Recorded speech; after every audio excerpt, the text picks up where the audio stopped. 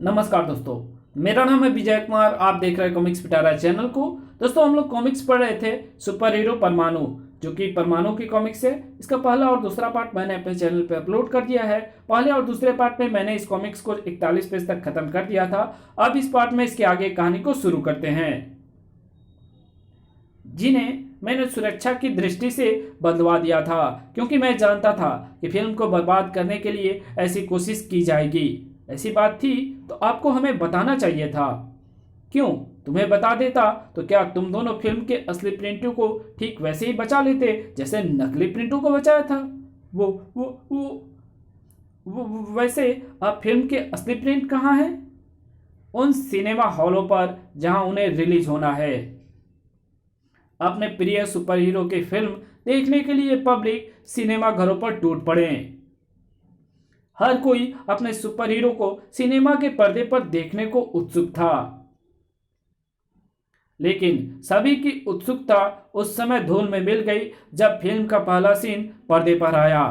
अरे ये क्या? इस फिल्म के रंगों को क्या हुआ? इस फिल्म में तो एक भी रंग नहीं है। परमाणु का पीला और हरा रंग ही उसकी पहचान है। बिना इन रंगों के परमाणु जोकर लग रहा है। आज के जमाने में ये ब्लैक एंड व्हाइट फिल्म बनाकर हमारे साथ अच्छा मजाक किया है। क्या बकवास है ये? बंद करो, इसे बंद करो। जनता से भद्दा मजाक करने वाली परमाणु की फिल्म को बंद करो, बंद करो। परमाणु द सुपर हीरो फिल्म को देखने वाले आक्रोशित थे, जबकि फिल्म को बनाने वाले आश्चर्यचकित। 80 करोड़ रुपए की लागत से बनी मेरी फिल्म का भट्टा बैठ गया। फिल्म के digital colour black and white हो गए। कैसे हुआ ऐसा? किसने किया? मैंने। और मुझे होलिका कहते हैं। रंगों को चुटकियों में चुरा लेना मेरा काम है। होलिका, तुमने मेरी फिल्म के रंग क्यों चुराए? क्या चाहिए तुम्हें? वैसे तो तुम्हारी फिल्म के रंग चुराने के पीछे मेरा मकसद परमाणु की ख्याति को मिट्टी में मिला देना था, लेकिन अब मैंने उसके साथ साथ अपना एक मतलब भी जोड़ दिया है। मुझे 10 करोड़ रुपया चाहिए तुम्हारी फिल्म के कलर लौटाने के एवज में। और 80 करोड़ की फिल्म को चलाने के लिए 10 करोड़ कोई ज्यादा बड़ी रकम नहीं है। 10 करोड़ रुपए के ख्वाब मत देख होलिका, क्योंकि तुझे इस काम के लिए 10 फुटी कौड़ी नहीं मिलने वाली। परमाणु, आखिर तू मुझ तक पहुंच ही गया। पहुंचना ही था, क्योंकि मैं जानता था कि मेरी फिल्म के रंग उड़ाकर तू फिरौती वसूल करने यहां जरूर आएगी। अब तू यहां से सीधा जेल पहुंचेगी मेरे सौजन्य से। ओह, तेरी परमाणु रस्सियों ने मुझे सचमुच जकड़ लिया परमाणु, लेकिन क्या ये मुझे जकड़े रख पाएगी? ओह, ये क्या? होलिका तो मेरी परमाणु रस्सियों से ऐसे आजाद हो रही है जैसे वो कोई हार्ड मास की नहीं, हवा की बनी हुई। ओह, तूने सही सोचा परमाणु। मेरे जिस शरीर को तू देख रहा है वह हवा से ही बना है। मैंने कुछ विशेष किरणों से हवा में मौजूद रंगों को इकट्ठा करके उनसे अपनी ये इमेज बनाकर प्रेषित की है। मैं तो दूर कहीं बैठी तुझे देख सुन रही हूं, और जानता है मैंने ये इंतजाम सिर्फ तेरे लिए किया है, क्योंकि मैं जानती थी तो यहां जरूर पहुंचेगा। अब ध्यान से मेरी बात सुन। ज्यादा सियाना बनने की कोशिश मत कर, और इन फिल्मों और इन फिल्म बन और इन फिल्म बनने वालों और इन फिल्म बनाने वालों की समझा और इन फिल्म बनाने वालों को समझा कि अगर उन्होंने मुझे कल 10 करोड़ रुपए आईटीओ पुल पर नहीं पहुंचाए तो मैं इन्हें बर्बाद करके रख दूंगी। और हाँ, तू भी सुन परमाणु, तूने आज के बाद फिर कभी मेरे काम में टांग अड़ाने की कोशिश की तो बर्बाद ये तब भी हो जाएगा। आपका क्या इरादा है भाई साहब? अपने 80 करोड़ रुपए बचाने के लिए मुझे होलिका को 10 करोड़ रुपए देने ही होंगे। ओह, ऐसा करके तो आप उसे और बढ़ावा देंगे। हो सकता है, लेकिन ऐसा सोचकर मैं अपने 80 करोड़ रुपए पानी में नहीं जाने दूंगा, और साथ ही मैं ये भी चाहूंगा कि तुम इस मामले में कहीं नहीं आओगे। अगर तुम्हारे बीच में आने से मेरा जरा भी नुकसान हुआ तो मैं तुम्हारे खिलाफ कोर्ट में चला जाऊंगा, अपने 80 करोड़ रुपए का हर्जाना तुमसे वसूल करूंगा। मुझे इसे खाली चेतावनी नहीं समझना चाहिए। मेरी वजह से होलिका ने इनका कोई नुकसान किया तो ये मुझे कोर्ट में घसीट लेगा। और चूंकि इस बार होलिका मेरी तरफ से पूरी तरह सतर्क है, इसलिए अगर मैंने इस डील में कुछ करने की कोशिश की तो होलिका घई को जरूर नुकसान पहुंचा देगी। नहीं, मैं ऐसे नहीं होने दूंगा। मैं होलिका को रोकूंगा, परमाणु के रूप में नहीं तो इंस्पेक्टर विनय के रूप में। गिन लो, पूरे 10 करोड़ रुपए हैं होलिका। मुझे तुम पर विश्वास है। अब मेरे फिल्म के रंग, मेरे वादे के मुताबिक तुम्हारी फिल्म के रंग लौट आएंगे।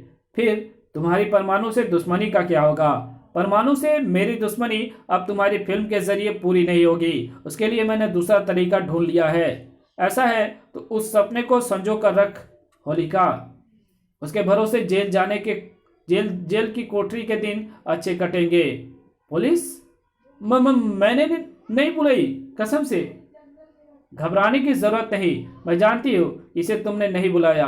इंस्पेक्टर विनय नाम का यह पुलिस वाला कहीं भी पहुंच जाता है क्योंकि इसे मरने का शौक है। उफ, मैं चली। मैं तुझे इतनी आसानी से नहीं जाने दूंगा। मेरी मजबूरी है कि मैं इस समय परमाणु नहीं बन सकता। ओह, तो वो इंस्पेक्टर मुझे पकड़ने के लिए मेरे पीछे लगा है, लेकिन मुझ तक पहुंच नहीं पाएगा। इस चौराहे पर मौजूद हैवी ट्रैफिक उसे रोकेगा क्योंकि यहाँ के सारे ट्रैफिक सिग्नल ग्रीन होने जा रहे हैं और ग्रीन सिग्नल हो जाने के बाद दिल्ली की भागम भाग वाली सड़कों पर भला कौन रुकता है। नतीजा, ओह, होलिका ने इस चौराहे के सारे सिग्नलों को ग्रीन करके कई वाहनों को एक दूसरे से टकराने और मेरा रास्ता जाम कर देने के लिए मजबूर कर दिया है।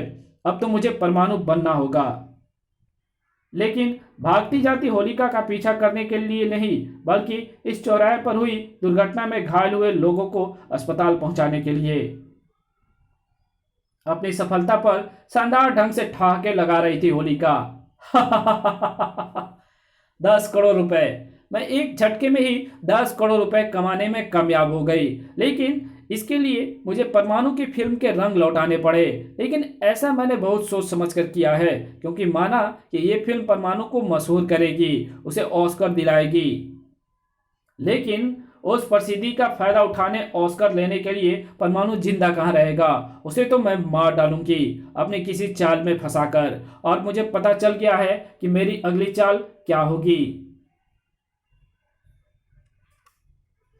शहर में खून की आवश्यकता थी, लेकिन शहर में खून था कहां?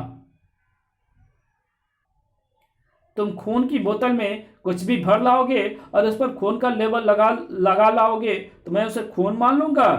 गौर से देखिए डॉक्टर साहब, ये खून ही है। ये अलग बात है कि इसका रंग बदल गया है, और इसका ही क्या, ब्लड बैंक में रखे खून के एक एक कतरे का रंग बदल गया है। हो माय गॉड, सारी बोतलों और पाउचों में भरे खून का रंग सफेद हो गया है। यही नहीं सर, बाहर जितने भी आदमी ब्लड डोनेट करने आए हैं उनके शरीर से सफेद खून ही निकल रहे हैं। ओह नो, कैसे हो रहा है ये? दिल्ली में सिर्फ खून का रंग ही बदरंग नहीं हुआ था, बल्कि उन चीजों का रंग भी बदल रहा था जो दिल्ली की ही नहीं बल्कि सारे देश की गौरव थी। इंडिया गेट का रंग काला हो गया। हम तो देहरादून से दिल्ली लाल किला देखने आए थे पापा, अब हमें ये नीला किला क्यों दिखा रहे हो? ये लाल किला ही है बेटा, किसी ने इसे नीला कर दिया है। किसी ने लाल किले का रंग नीला क्यों कर दिया पापा? पता नहीं, बाहर से आया वो साधारण क्लर्क भला इस सवाल का जवाब कहां से दे पाता, जिसने दिल्ली प्रशासन के बड़े बड़े अधिकारियों के दिमागों के फ्यूज उड़ा रखे थे। रंगों से इस शहर में खिलवाड़ हो रहा है। अभी तो उसका मजाक सिर्फ दिल्ली में उड़ाया जा रहा है, लेकिन जल्दी ये मजाक पूरे भारत में भी उड़ाया जाएगा। जरा सोचिए, अगर ऐसा हुआ तो हमारे शहर की, हमारे देश की अंतर्राष्ट्रीय स्तर पर क्या इज्जत रह जाएगी। आपने बिल्कुल सही कहा मंत्री जी।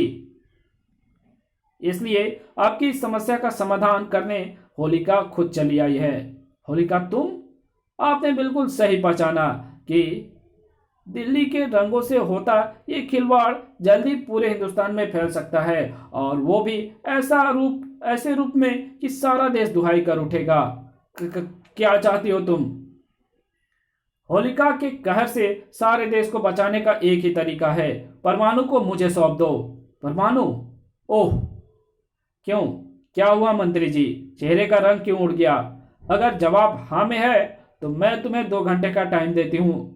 परमाणु से बात करो, या फिर पहले इस शहर में और फिर पूरे देश में मेरे रंगों से होने वाली बर्बादी को देखने के लिए तैयार हो जाओ।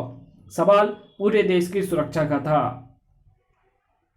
ऐसे में परमाणु भला कहाँ पीछे हटता। इस बार होलिका जिस तैयारी से आई है उसकी वजह से उससे निपटने का एक ही उपाय है, उसकी मांग को मांग लेना। यानी तुम अपने आप को होलिका के हवाले करने के लिए तैयार हो? हाँ मंत्री जी, देश की रक्षा के लिए ऐसा करना ही होगा, दूसरा कोई चारा नहीं। ठीक 2 घंटे बाद मैं अपने आप को तुम्हारे हवाले कर रहा हूं होलिका। दिल्ली के सभी रंगों को लौटा दो। लौटा दूंगी। पहले मुझे तो ये पक्का कर लेने दे कि अपने आप को मेरे हवाले करके तू कोई चाल तो नहीं चल रहा। तू असली परमाणु है, मुझे इसका सबूत चाहिए। कैसा सबूत चाहिए? अपनी सभी शक्तियों का प्रदर्शन करके दिखाओ, ताकि मुझे यकीन हो जाए कि जो परमाणु चूहे की तरह मेरे शिकंजे में फंसने जा रहा है वो असली ही है। ठीक है, देखो, मैं हवा में उड़ रहा हूं, ट्रांसमिट हो रहा हूं, रिफॉर्म हो रहा हूं, छोटा और बड़ा हो रहा हूं, परमाणु छल्ले और परमाणु रस्सी छोड़ रहा हूं।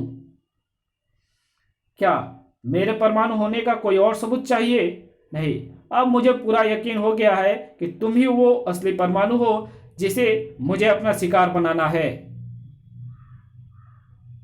अचानक होलिका का शरीर रंग बिरंगी तरंगों में बदलकर परमाणु को अपने घेरे में लेता चला गया, और इसी के साथ परमाणु की चीखें और होलिका का जोरदार ठहाका वातावरण में हावी होता चला गया।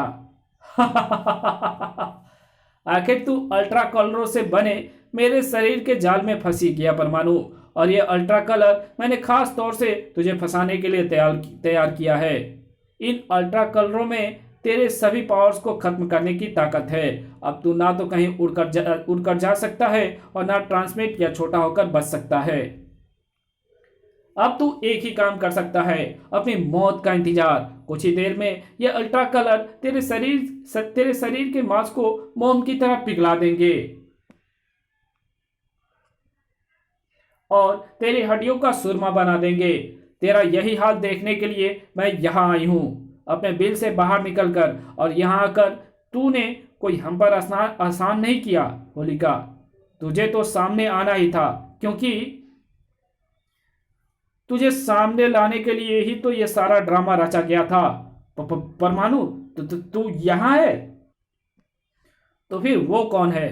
हाईटेक यंत्रों और मजबूत धातु से बना वह रोबोट जिसे प्लान के मुताबिक परमाणु बनाकर भेजा था। अब तू ये भी पूछेगी कि अगर वो परमाणु नहीं है तो फिर वो परमाणु की तरह उड़ा कैसे, ट्रांसमिट, रिफॉर्म, छोटा बड़ा कैसे हुआ? तो इसके लिए तुझे बता दूं कि मैं यानी परमाणु ये सब अपने ड्रेस और बेल्ट के बल पर करता हूं। एटम पावर युक्त ड्रेस और बेल्ट पहनाकर किसी को भी परमाणु बनाया जा सकता है, और ऐसे ड्रेस और बेल्ट बनाना रोबोट का बाएं हाथ का खेल है। ओह, धोखा किया तूने मेरे साथ। मैं तेरे शरीर से तेरे जीवन के रंगों को उड़ा दूंगी। जानती है मेरे और तुम्हारे जैसे आधुनिक विज्ञान का सहारा लेने वालों के साथ सबसे बड़ी परेशानी क्या है? हम यांत्रिक पावर पर डिपेंड रहते हैं। जहां